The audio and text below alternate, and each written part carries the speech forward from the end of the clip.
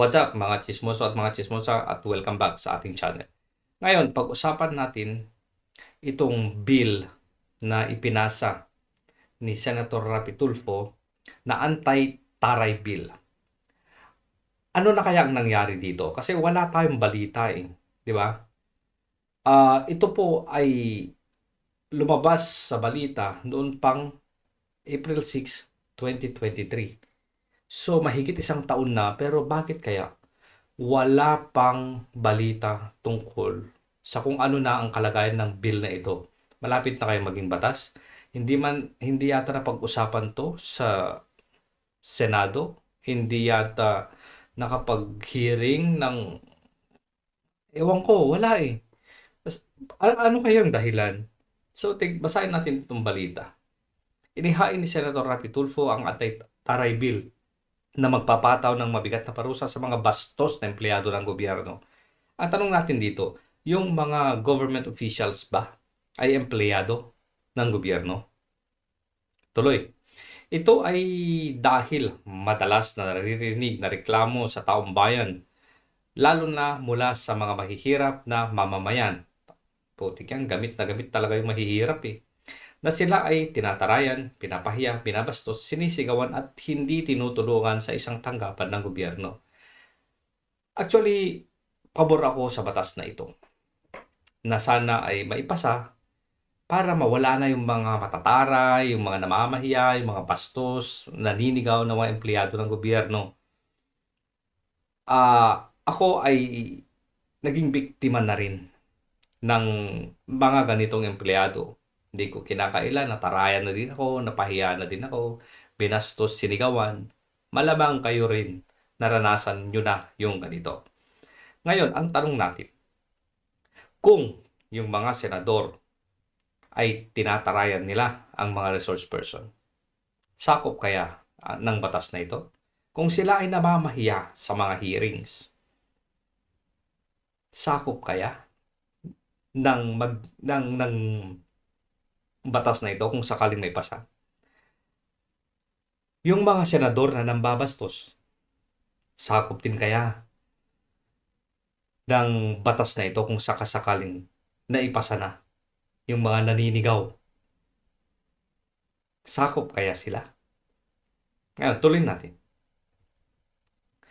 Kaya giit ng senador, panahon na para maparusahan ang mga kawani ng gobyerno na nambabastos, namamahiya, naninigaw, at kumakawawa sa mga kababayan natin na pumupunta sa kanilang tanggapan para makipagtransaksyon.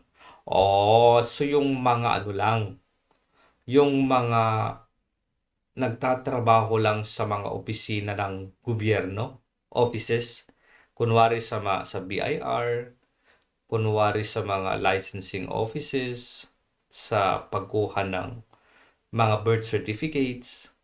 Yun lang ba? Medyo malabo no?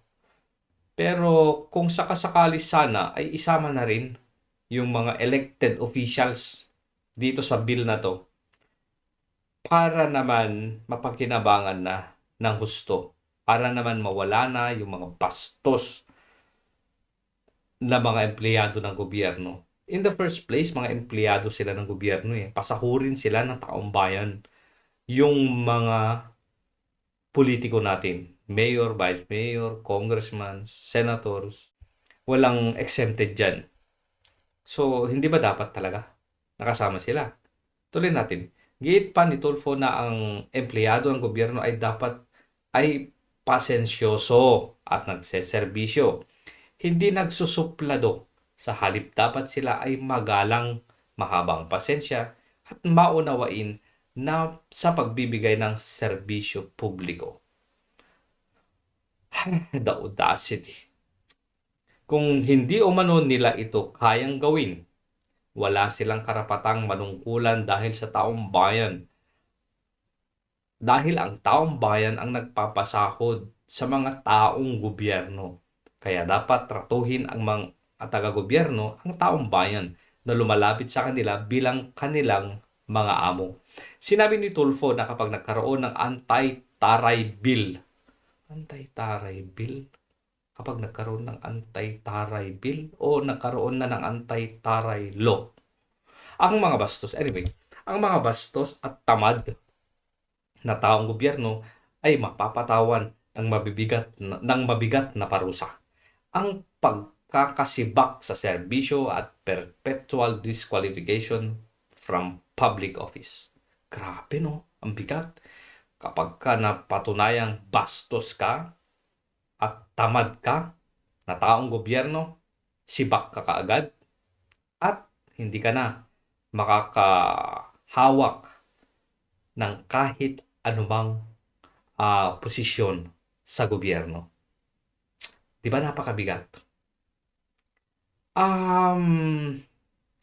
Bakit kaya hanggang ngayon hindi pa napapasa to?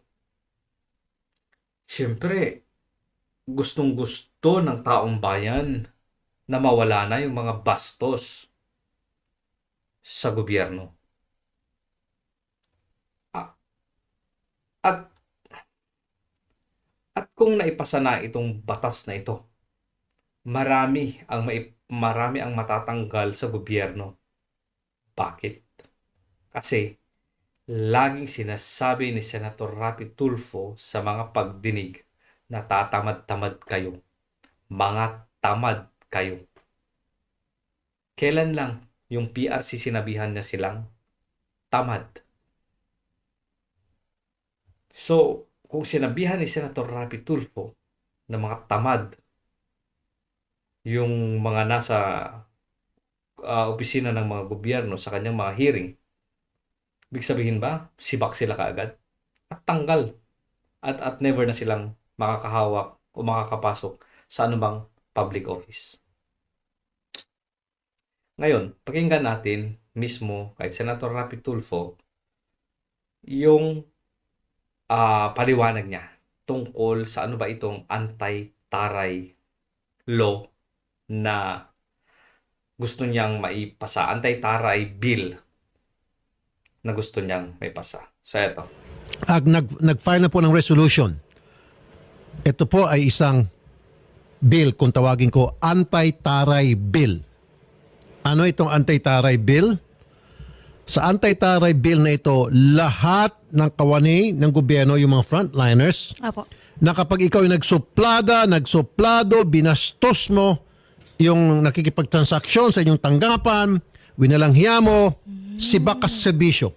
Dapat. Oo, sa mga frontliners, yung mga parang kumbaga kung yung mga una-unang humaharap sa mga opisina, kagaya ng mga secretaries siguro, kagaya ng mga dito nga sa mga immigrations, 'di ba? Sila yung talagang kaharap nung mga taong bayan para sa kanilang serbisyo sa pagkuha ng mga birth certificates, sa pagkuha ng mga NBI clearances, sa mga ano pa ba? Paki-comment nga kung ano yung mga serbisyo ng gobyerno na parating nasusupladahan yung taong bayan. Lang, idol. At kung depende sa grabe ng ginawa mong kabalastugan o papahiya sa tao na lumalapit sa iyong ahensya, perpetual disqualification from public service.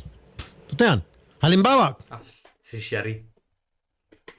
pumunta ka sa DSWD Opo. para humingi ka ng ayuda. Opo. Pagdating doon, dinuro-duro ka, sinigaw-sigawan ka, pinagalitan ka, pasok ka sa anti-taray bill. Immigration. Pagdating sa immigration, nag-power tripping yung immigration officer. Pinapahiya ka.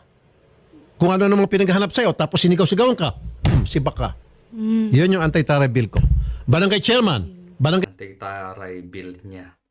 Sir, mahigit 1 taon na po. So, nasaan na? kagawad na pagpunta mo doon sa barangay para humingi ng tulong, sinigaw-sigawan ka. Hindi ka pinasid, tinalikuran ka. Sibak ka. Pulis na Ang bilis magsalita, no? Ang bilis magsalita. habang ikaw Pero pag ginawa, wala eh. 1 taon na mahigit, Senator, oh. Anti-taray bill, oh. Pero sana isama nyo na yung mga government officials. ay nagpapablatter, ikaw pa yung pinapalabas na parang suspect, hindi ka pinansin, hindi ka tinulungan, sibak ka. Agad. Yun po yung anti-taray bill.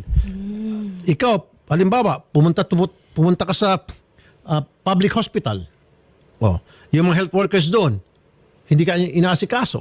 Bagkus, pinapagalitan ka pa. Nasasaktan ka na nga. Halimbawa, in-injectionan ka, umaaray ka, sinisigawan ka. Huwag kang kasi gumalaw dyan. May mga ganun tayong reklamo Apo. nun, di ba? Ang arte-arte mo. Umalis ka na dito. Marami pang pasyente na Actually, maganda itong bill na to. Sana may ipasa, no? Sana may ipasa. kantay. Si Baka. Mahinto na po itong mga power tripping na ginagawa ng marami mga taong gobyerno. Pero syempre, dadaan ka pa rin sa due process, di ba? Iimbestigahan ka. And then, kung anong findings. Baka wala na ring due process. Kapag kami nagsumbong, si Bak. Pag may video, si Bak. Pwede rin.